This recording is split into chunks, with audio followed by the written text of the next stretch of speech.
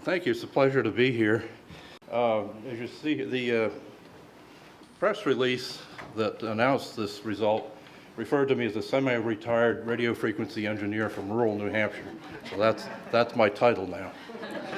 And being retired, I have to admit I'm a little bit out of practice speaking to large groups, and so I may get a little tight in my text here. I apologize for that ahead of time, but at least I've got some colorful slides, and it won't go too fast. I won't go too slowly. I'd like to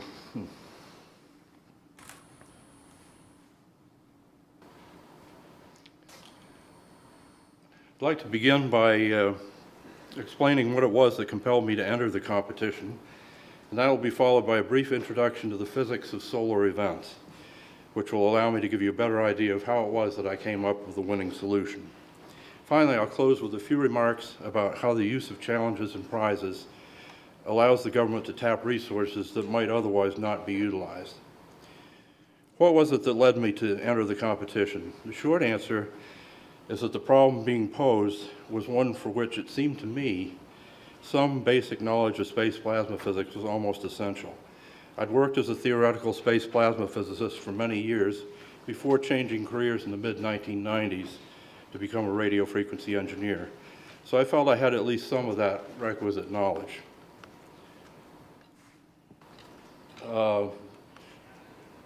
The challenge itself, on the other hand, seemed to be addressed primarily to mathematicians and data scientists.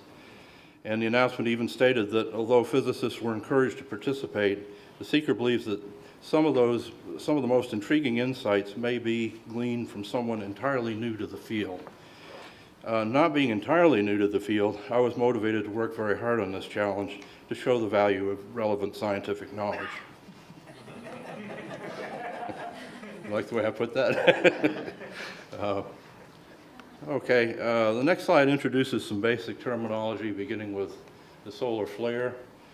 And observationally, a solar flare is defined as a sudden localized brightening, both of visible and non-visible parts of the electromagnetic emission from the sun. These emissions extend from radio frequencies at the low end all the way up to X-rays and gamma rays at the high end. And you can think of a flare as kind of a localized explosion on the sun. The energies involved are gigantic, equivalent in some cases to billions of tons of TNT. The next term, solar radio burst, is just a name we give to the microwave portion of this range of emissions. The gigahertz frequencies involved in solar radio bursts are something we can all relate to. They're the radio frequencies used by our cell phones and other wireless devices. On rare occasions, SRBs have direct, though usually small, effects on such systems. Next, solar prominence. A prominence is a large, typically loop-shaped feature that sometimes appears on the sun after a solar flare. You've seen an example of this already in my title slide. The loop in that example extended outward by a distance of about 10 times the Earth's diameter. We'll see a video clip of that event in just a minute. Next, the coronal mass ejection, or CME. That's a huge mass of plasma that shoots outward from some solar flares and continues outward into the interplanetary medium. Sometimes CMEs collide with the Earth's magnetic field and produce what's called a geomagnetic storm. That's when we get the strongest auroral activity. Strong current surges can also be produced on electric power lines then. In March of 1989, such currents tripped circuit breakers on Hydro-Quebec's power grid, resulting in a major outage. Finally, we come to solar proton events, and that was the actual event that I was trying to predict in this competition. I meant to include the abbreviation SPE on this slide, but I forgot to. But I'll be referring to SPEs later. And they're just high-energy proton fluxes produced either within a flare or, more commonly, in a interplanetary shock wave produced by a coronal mass ejection. So it's a little complicated. We have these different types of phenomena going on, and it isn't always what you think it is.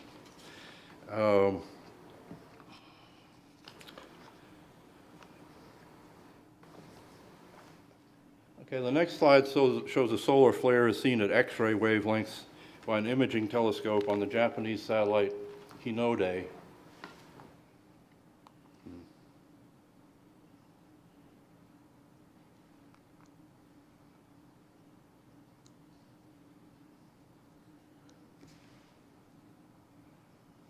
Can you start that video for me? I'm trying. It's not Okay. going anywhere.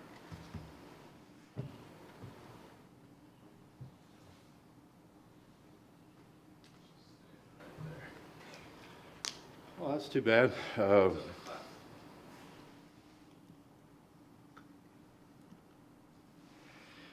Okay, well, that's not essential. It's a very powerful event. And you probably saw it on ABC News earlier this year. It was, I think, April 16th of this year that event happened.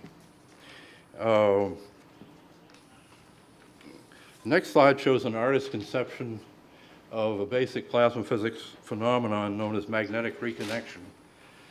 And the inset at the upper left depicts a so-called magnetic neutral point, where upward-directed magnetic fields on the left are brought into contact with downward-directed magnetic fields on the right, essentially canceling one another out. I won't go into detail, but calculations show that tremendous amounts of energy can be released from the solar magnetic field in this way, enough energy to produce the solar flare.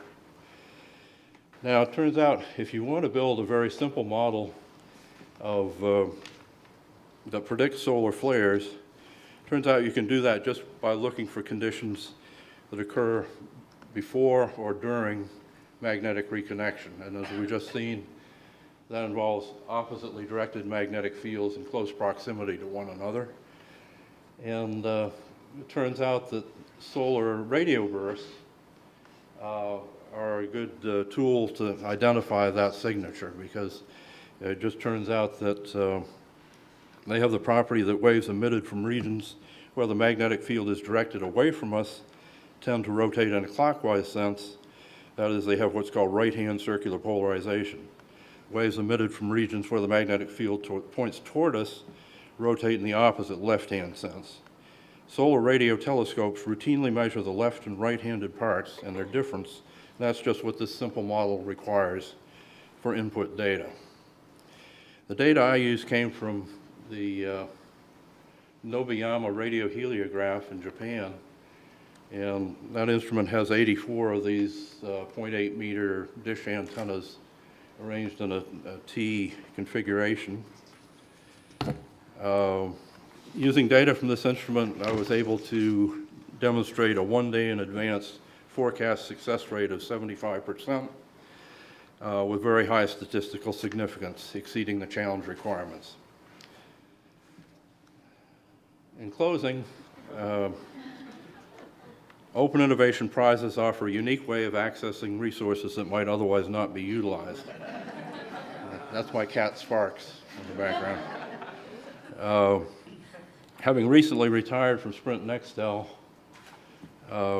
I was obviously well outside the space physics community, yet I had domain knowledge that turned out to be useful. My more recent experience in applied data or application-oriented data analysis was also helpful in that it made me somewhat less of a perfectionist in the model building process. I know back when I was a scientist, I always wanted to do things that impressed my fellow scientists and get every detail worked out. And that's not always what you want to do if you want to do practical things. And so I think that helped me being out of that having moved on. Thank you.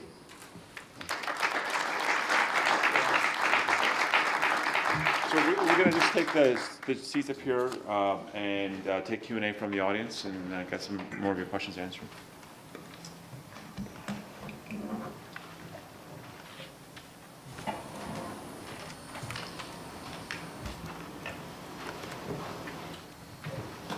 So any questions? From both sides of the winners and the contest producers, how are you doing your work to disseminate out to find the collaborators around this space, and for you that have received that have won prizes? How did you find out about the prize? Is that something you're constantly doing? It's something like, how do you find the populations and communities that you want to connect with? I could take that from our perspective. Again, ours are really big, so we often will have to actively search. So on our prize teams, we actually have a full-time team relations manager that goes to conferences, publishes stuff, looks around, tries to identify the right people, tries to convince them. You know, on some of our prizes, we have a little bit of a hard time getting people to compete because we're bigger companies, and trying to convince them. So that's what we normally do, a lot of marketing and media and actual recruitment. So just one follow-up from me. We didn't do any marketing. We used the companies as is because they were pilot programs, and so we wanted to try the incentive and the top coder networks. Now that we have that kind of experience, though, we would do marketing to broaden the base that can come in and tap to that field. So you're not limited to the solvers signed up. In fact, the platforms would usually encourage you to push people of a particular background or knowledge base, perhaps, that might be able to solve problems. So in the future, we would actually expand that network.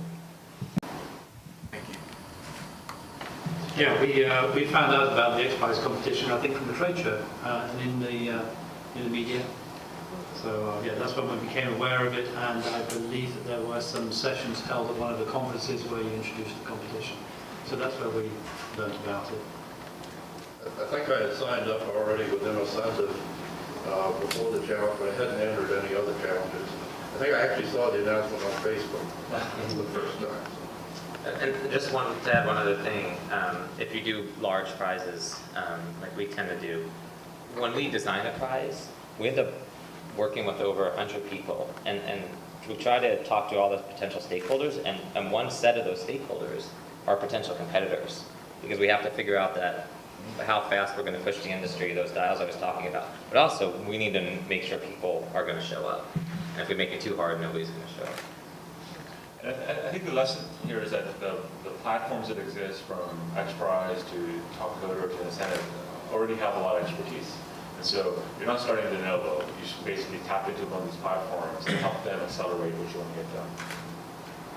Question, just based on everything I've heard thus far, it always seems there's a logic to this, that you need to go outside the agency or the company, whatever, to find an outside edge or entities, A, to do the solving, but B, to bring it together.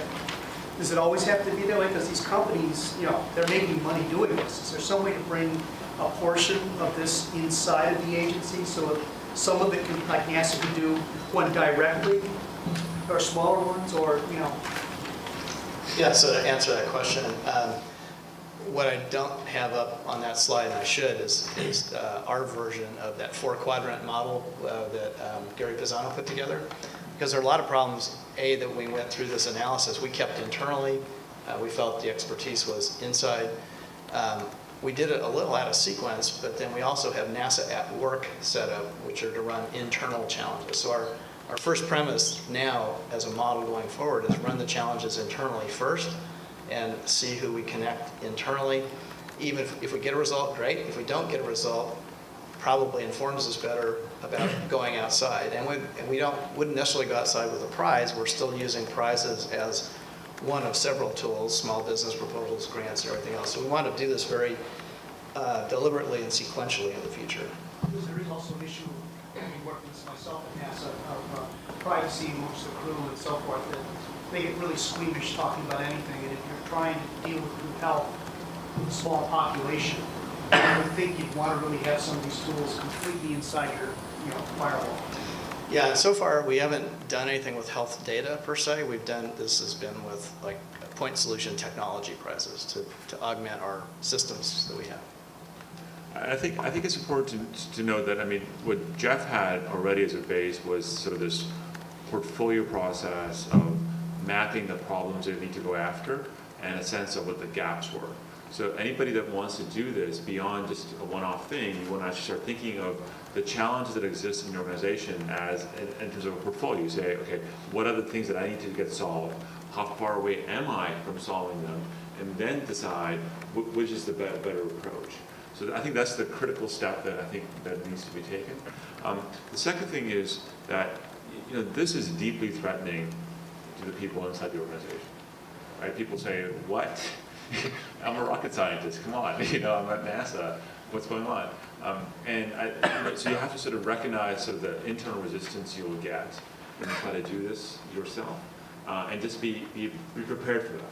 Walk in with your eyes open that in fact there will be, especially from your technical experts, a lot of resistance around this, and know how to deal with that. The upshot is that, you know, in our research, we find that after the contest, the people that resist the most come back and say, I've learned so much more now about the field that I never would have been able to help myself, to know myself before. And that makes a big difference. And you have to, you know, if you're going to go this route, which NASA has gone this route, is would then say, you need to build up capability inside the organization to define, abstract problems, and to think through the challenges that way. Yeah, so just to add to that, I mean, our culture change effort is really to push that these are tools in a toolkit, and they're not there to replace anything else. And we're not saying they're superior a solution mechanism than other things, but they fit, and we think they fit in deliberate places. I'll give you an example. They can fit with the other tools.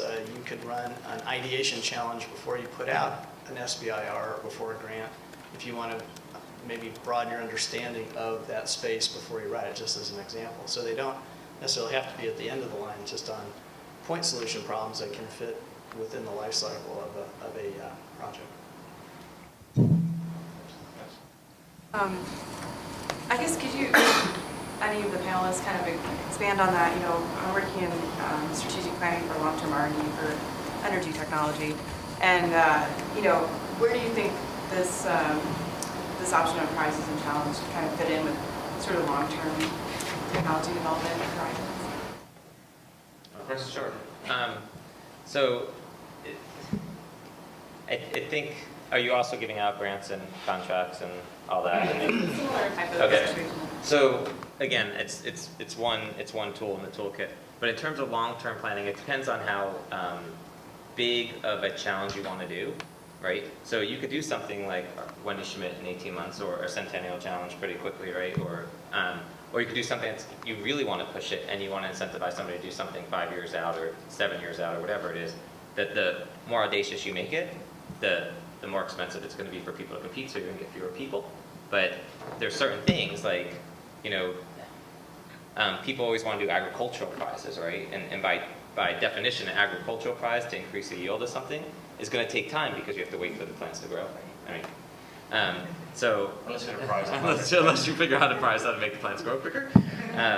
So I think it just depends on what your end goal is, right? And I'm not giving you a very clear answer, but I think that the summary is that you can design a prize however you want, if you want it to be an incremental step or a long-term step, or a kind of a revolution, and that could take anywhere from a year to however long you want it to be. So you can just slide it into your planning. Yeah, I think this afternoon, especially if you go to a variety of the sessions, you know, they run everywhere from an ideation challenge that we've talked about that can run for 30 days and be $5,000 to a market stimulation prize, like a lot of the X prizes where you're actually trying to build a new market or stimulate a new community. So you kind of got to step back and ask that first question of, you know, what are we trying to do? And that can be from the tactical to the strategic. And so I think that analysis really has to be done first. Yeah, and I think that the framework you're going to sort of take is, so what the X Prize does, it sort of goes after audacious goals that we didn't think were possible, and they try to build out systems. So a system to collect oil, you know, spaceship, and so on. And that will bring in actors that are basically firms and who are competing in that size. But then you can also sort of say, if you sort of think about the key roadblocks that we think we're facing in technologies for energy, and you can pick off smaller components, and you can say, well, that I could take off and try to get it solved independently. So you can do the whole spectrum, but you need to have a point of view about what the specific challenges are, and get folks in your technical community to start brainstorming around what the different challenges are. We ran something for the NIH recently on lung cancer screening recently to really sort of push through how you could actually analyze CT data to help think about if there's cancer or not in these scans. And it really was a multi-party, two-day discussion with experts to sort of say, what is the actual problem we're trying to solve, and what are all the technical components that are going to be behind that. And that has resulted now in us recommending close to 6 different challenges to solve that problem. Just to add one more thing, I think a related question that you really have to ask yourself is, what do you have the ability to do? Because if we launched a prize and we said it's going to be a $10 million prize, we make sure we have all that funding at the very beginning. Of course, we always fall short and we have to, oh, this marketing campaign costs too much and we have to go find something else. But the teams need to believe that money's going to be there. And I know a lot of agencies have that problem holding on that money for, 5 years or whatever it is.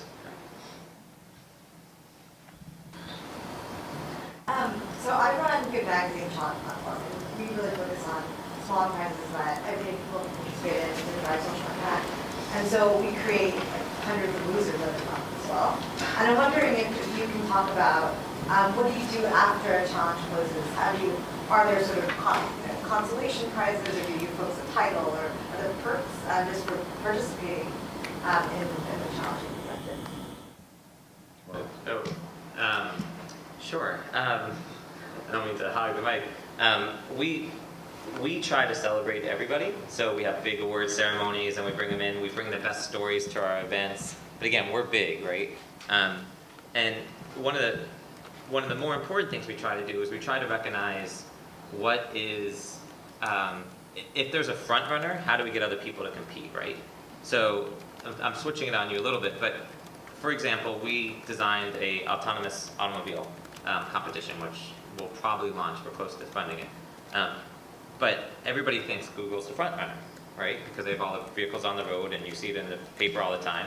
And so we had to create a second place prize that was pretty substantial so that people would keep continuing. So we always have some other levels of prizes to get people in. And then at the end of it, we try to showcase all the stories, at least of the top ones, right? We're not going to showcase 50 stories, but we try to get everybody press interviews. We try to get everybody involved if it has a good story, right? You might just have complete failure. So if I may add, also, I think there's buckets of economics, sociology, and psychology to consider when you sort of think about the participants you want to have. So I think most of the sponsors will want lots of entry. And people participate for that. So from an economic point of view, certainly having multiple prizes makes sense, and multiple awards makes sense, because you want the second place person to strive as much and third place person as well to strive as much. From a sociological point of view, we know that people participate because of signaling, because they want to sort of to demonstrate some level of skill or expertise or something to the communities that they belong in. And so finding ways to expose that their participation mattered, even though they did not win, but it mattered, goes a long way. And then part of that also is this notion that I can learn from the winners, and I can learn from the experience itself. So, when I first, with the Top Coder, my entree was from an open source software world where there was no competition, it was all sharing of knowledge all the time. And I come into the very Darwinian winner-take-all types of contests. And what I learned, what they figured out, is that after the contest, there's a tremendous amount of community where people are sharing knowledge and learning from each other. So that actually is a big driver for participation. And that does two things. One is that it keeps people showing up again because they want to learn. In order for me to learn, I need to participate in code. When I code, and then even if I lose, I'm still going to learn about what the best ways are. But then that also builds up the community for further action in the future. And then there's also the sort of the psychological benefits of participation and getting recognition and so on that also matter. So you have to sort of think about it in a holistic way. And while the attention goes to the winners a lot, you want to be thinking about systems and so forth that allow for the signaling and the learning capacities to come through. I was going to ask you, what did you sort of think about, like you were in this competition and you might have lost. So yeah. What was the conversation from at the firm level to sort of say, we're going to still do this and make it happen? I think it's because we had a new technology, it wasn't on the marketplace already. Yeah. So we didn't really have a corner to defend. Okay. So it was a win-win situation for us. And that was going to be my comment is, how do you bring big companies who already have some technologies which they, in our industry isn't tremendously regulated. So we have machines which go out there and pick up oil and nobody really checks how well they do it. So you have firms out there who may say on paper, well, we already do it. But the reality might be slightly different. So, my comment or observation would be to the people generating these prizes is, well, how do you bring them to the table without them, running the risk of looking potentially bad when the machine doesn't quite perform or win. So how you solve the problem, I'm not quite sure. They may never want to. They may not want to, right? They may decide not to do it. And Bruce, so you would sign on to NSF a while before you did this challenge. So what was your initial motivation to sign on to NSF in the first place? I think it was just when I left space science, I struggled for a while, taught for a while, part-time, and that sort of thing. And I realized that being in academia, I really lacked knowledge of what industry needed. And when I saw incentive, I said, boy, this is a great way to find useful problems, a great way to make yourself useful. Yeah. And then when you saw the problem itself, I mean, you said the driver was to disprove Jeff and sort of say, it's not just about physicists. But what even sort of gave you the notion that you could even compete? Like what sort of prompted you to say, hey, I'm going to spend the time and effort doing this? Well, I'd worked on closely related problems, 15, 20 years earlier. Yeah. And I thought, why not? There may not be other people who have that combination of experience that I have, and so it's about the worth a try. telecoms as well as. And did your telecoms experience help you with this problem? To some extent, probably not a whole lot. Yeah. And then, how much time did you spend on this problem? Quite a lot. It was a full-time job for the couple months or whatever. Okay, so like 200 hours? Probably. Okay. And Jeff, how much time has been spent within NASA on this problem? No idea. But what's your sense? Like, I mean, the effort that has been done before to. Oh yeah, I mean, we have full-time folks, we have grants and contracts over many, many years, and so that research has been going on incrementally. So this was pretty much a leap ahead, in a very short period of time. Yeah.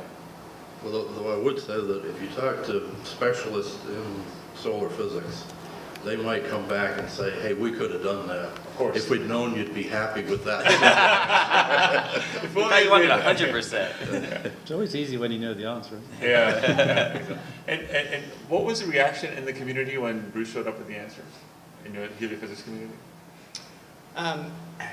There was there's some resistance to it, in terms of the answer, because it was using a different methodology. So I mean, it's not atypical to what the internal resistance was. So Bruce basically came with a totally different approach to solving this problem instead of what was done within the NASA community right now. So you can imagine again the pushback from these organizations, because again, their core competencies are threatened. Because this guy with a cat in New Hampshire comes up with what's your cat's name? Sparks comes up with a solution that they have reached from. Can you just talk a little bit more about overcoming that resistance? What works, what doesn't work? Is it just proceeding? What do you do to overcome that resistance internally? If I answer this question, it would imply that we've overcome that resistance. So I think we're partway there in that it is persistence. I think it's belief in that these are effective new tools that can work. One of the things we did, I think, was very effective is we ran a workshop where we did peer-to-peer teaching. So the rest of our folks were hearing from their peers who had run the challenges about what worked, what didn't work. And I think the next step is actually going to be this decision framework where they're truly built in and listed as tools in a toolkit. And I think my folks in particular are ready to try novel approaches, but they just want to see how they fit in and where should they be thinking about using a particular tool. And I think that will go a long way towards further implementation. So, like every other change effort, if in 5 years, people say, oh, we always do business that way, then that's how we'll be able to notice that we've gotten there. But it's a constant process. It's a constant teaching and experience process, and the more people that get involved, the better. One last question, Dr. Just wanted to comment on that. So I ran a similar competition for diagnosing breast cancers a few years back.